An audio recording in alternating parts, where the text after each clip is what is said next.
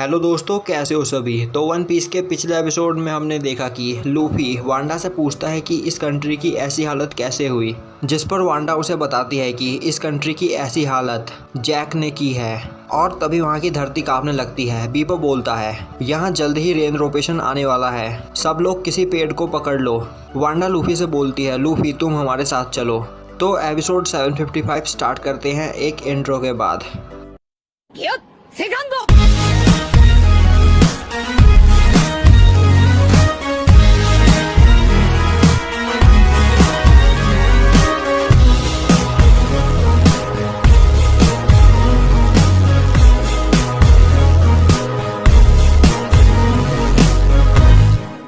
तो एपिसोड की स्टार्टिंग में दिखाया जाता है कि वहाँ की धरती तेजी से कांप रही होती है।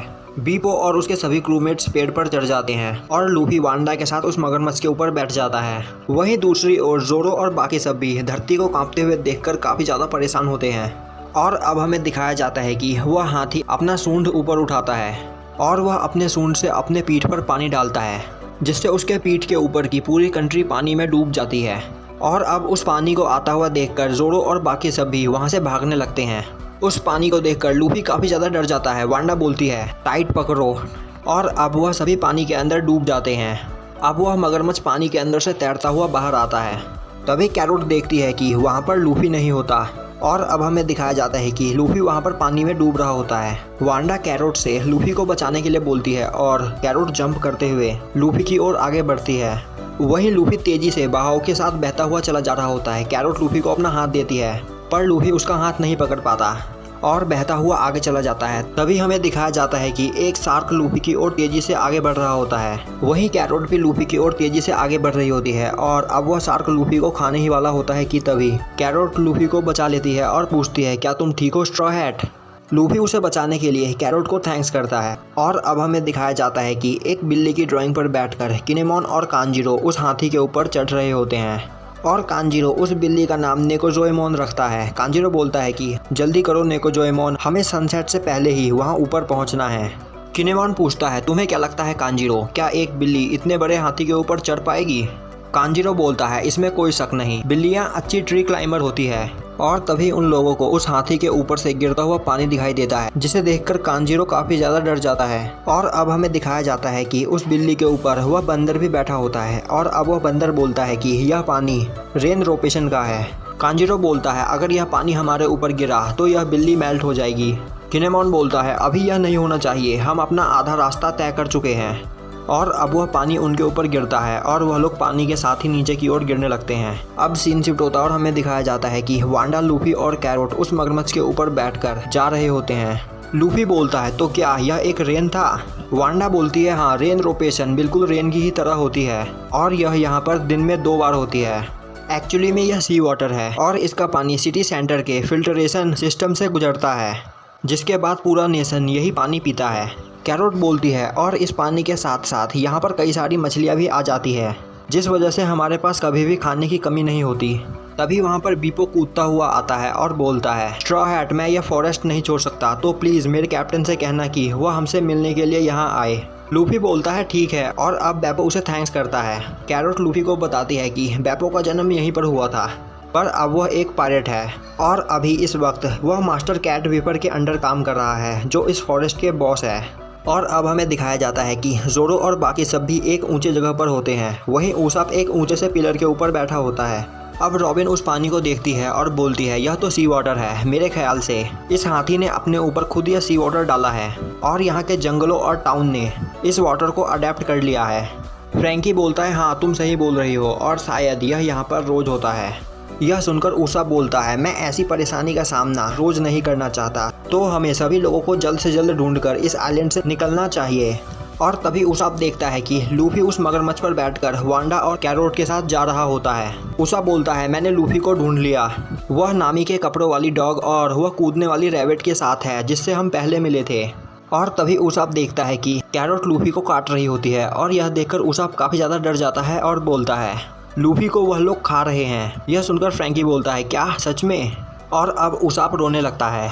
और अब हमें दिखाया जाता है कि कैरोट लूफी के कान में बाइट कर रही होती है और वह लूफी के साथ खेल रही होती है। लूफी बोलता है यह पूरा का पूरा टाउन पानी से डूबा हुआ है। वांडा बोलती है यह पानी जल्द ही सूख जाएगा। और अब वह लोग उस जगह से गुजरते हैं जहाँ पर वह टॉर्चर डिवाइस रखा होता है। उन टॉर्चर डिवाइसेस को देखकर वांडा को कुछ याद आता है और अब हमें दिखाया जाता है कि कोई आदमी एक मिंक को वहाँ पर बांधकर टॉर्चर कर रहा होता है और उससे पूछ रहा होता है मुझे बताओ वह कहाँ है। वह मिंक बोलता है मुझे नहीं पता, तुम किस बारे में बात कर रहे हो। वह आदमी बोलता है तुम लोग उसे मेरे हवाले कर दो वरना मैं इस कंट्री को डिस्ट्रॉय कर दूंगा। वह मिंक बोलता है हम उसे नहीं जानते और वह हमारे पास नहीं है। और वह आदमी उस मिंक को गंदी तरह टॉर्चर करता है। यह सब याद करके वांडा की आंखों में आंसू आ जाते हैं। अब लूफी बोलता है तो तुम उस वक्त मुझसे क्या कह रही थी कि इस आइलैंड पर किसने अटैक किया। वांडा बोलती है वह जैक था जिसने इस आइलैंड पर अटैक किया। हमने न्यूज़पेपर में कुछ दिन पहले ही उसकी न्यूज़ पढ़ी। इस कंट्री को डिस्ट्रॉय करने के बाद जैक ने 4 नेवी शिप पर अटैक किया।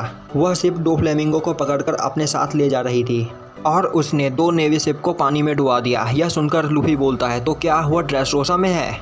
वांडा बोलती है उसने उस शिप पर अटैक किया था जिस पे एक नेवी एडमिरल और एक फ्लीट एडमिरल था जिनसे वह बच नहीं सका और गंदी तरह हार गया। पर मुझे अभी भी यकीन नहीं कि वह मर चुका होगा। मुझे ऐसा लग रहा है कि जैक अभी भी जिंदा है और हम जैक को कभी भी माफ़ नहीं करेंगे। और अब वह लोग आगे की ओर जा रहे होते हैं। वांडा बोलती है हमें वहां जल्दी पहुंचना है इसीलिए हम एक शॉर्टकट लेंगे।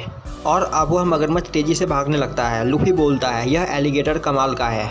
कैरोट बोलती है इसका नाम वॉर्नी है। और अब वह लोग तेज़ी से आगे की ओर जा रहे होते हैं और एक ऐसी जगह पर पहुंच जाते हैं जहां काफ़ी ज़्यादा कोहरा होता है। कैरोट बोलती है हम राइट फ्लैंक में पहुंच गए। लूफी बोलता है तो क्या जोरो और बाकी सब भी यहाँ पर होंगे। वांडा बोलती है मैंने उन्हें यहाँ तक आने का रास्ता तो बताया था। और तभी लॉ सैम्बुश करके जोरो और बाकी सबको उनके सामने ले आता है। लूफी उन सभी को देखकर काफ़ी ज़्यादा खुश होता है। तभी जोरो के पीछे छुपकर उसाब बोलता है लूफी इन लोगों ने तुम्हें कहाँ पर काटा, क्या तुम ठीक हो। अब उसाब जोरो का हाथ पकड़कर बोलता है हे डॉग मिंक वह हमारा कैप्टन है, तुम उसे खाना चाहती हो ना, पर हम ऐसा नहीं होने देंगे। और अगर तुमने हमारे कैप्टन को हमें वापस नहीं दिया तो तुम मेरे इस दोस्त का 3 शॉट स्टाइल ओनीगिरी देखोगी। वांडा बोलती है तुम लोगों को शायद कोई गलतफहमी हो गई है। उसाब बोलता है यह तुम क्या बोल रही हो। वांडा बोलती है कोई बात नहीं, पर अब हम यहाँ पर पहुँच चुके हैं। अपने पीछे देखो वहाँ पर गार्ड्स और गेट ऑफ फोर्टेस्ट है। और अब वह लोग पीछे मुड़कर देखते हैं तो वहाँ पर 2 मिंक्स गार्ड खड़े होते हैं। उनमें से एक गार्ड बोलता है वांडा आखिर यह लोग कौन हैं। तभी दूसरा गार्ड बोलता है क्या यह वही लोग हैं जो वेल फॉरेस्ट में घुसने की कोशिश कर रहे थे। वांडा बोलती है यह लोग हमें कोई नुकसान नहीं पहुंचाना चाहते और शायद वेलकम बेल किसी वजह से नहीं बजाया गया और इनमें से एक गलती से वेल फॉरेस्ट में खो गया था। गेट को खोलो और सभी को बताओ कि स्ट्रॉ हैट यहाँ पर आ चुका है। और यह सुनकर वह मिंक काफ़ी ज़्यादा हैरान हो जाता है। और अब हमें दिखाया जाता है कि एक जगह पर एक मिंक के ऊपर नामी सो रही होती है। और तभी वहाँ पर चॉपर आता है और रोता हुआ बोलता है कि लूफी और बाकी सब फाइनली यहाँ पहुँच गए। यह सुनकर नामी उठती है और अब वह मिंक बोलता है तो क्या तुम्हारे दोस्त यहाँ पहुँच चुके हैं। और अब नामी और चॉपर उनके पास जाने के लिए वहाँ से निकलते हैं। वहीं दूसरी ओर वांडा सबको बता रही होती है कि ये है हमारे इम्पोर्टेंट गेस्ट, हमारे ग्रेट सेवियर के दोस्त। और अब हमें दिखाया जाता है कि वहाँ पर कई सारे मिंक्स उन लोगों का स्वागत करते हैं। और यह सब देखकर उन लोगों को यकीन नहीं हो रहा होता। उसाब बोलता है हमने तो इनके बारे में कुछ और ही सुना था। और अब जोरो वांडा से बोलता है कि हमने तो सुना था कि मिंक्स इंसानों से नफरत करते हैं। वांडा बोलती है ऐसी कोई बात नहीं, जो लोग मिंक्स के बारे में नहीं जानते वह लोग ऐसी अफवाह फैलाते हैं। और हमारे लिए तुम सब बस मंकी मिंक्स हो जिनके शरीर पर ज़्यादा बाल नहीं। तुम लोग भी मिंक ट्राइब से बिलोंग करते हो, बस तुम अलग टाइप के हो। अब जोरो बोलता है तो हम इंसान मंकी मिंक्स होते हैं। वांडा बोलती है हाँ, और हम लोगों को उनके कैरेक्टर से जज करते हैं, उनके रेस से नहीं। अब वांडा बोलती है हम मिंक्स के लिए उनके बड़े बाल उनकी प्राइड होती है, पर तुम कम बालों वाले मिंक्स काफ़ी ज़्यादा ब्यूटीफुल होते हो।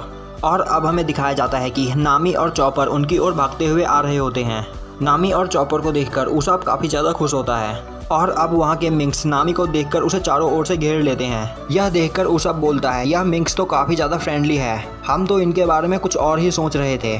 और अब उन दोनों को देखकर सभी लोग काफ़ी ज़्यादा खुश होते हैं। चॉपर जंप करके उसाब के गले लग जाता है। उसाब बोलता है तुम्हें इंतज़ार करवाने के लिए मुझे माफ़ कर दो चॉपर। अब लूफी बोलता है तो सांजी, ब्रुक और मोमो सभी ठीक है। और अब नामी लूफी को गले लगा लेती है और रोने लगती है। यह देखकर जोरो को कुछ अजीब फील होता है। और अब वहाँ पर सभी मिंक शांत हो जाते हैं। और अब नामी रोते हुए बोलती है मुझे माफ़ कर दो लूफी, सांजी। और यहीं पे हमारा एपिसोड ख़त्म हो जाता है। तो भाई लोग कमेंट करके बताओ कि यह वीडियो आपको कैसी लगी। अगर वीडियो अच्छी लगी तो लाइक करें, चैनल पर नए हो तो सब्सक्राइब करें और बेल नोटिफिकेशन को ऑल पे कर दें, जिससे हमारी आगे आने वाली वीडियोस आपसे मिस ना हो। तो मिलते हैं नेक्स्ट वीडियो में।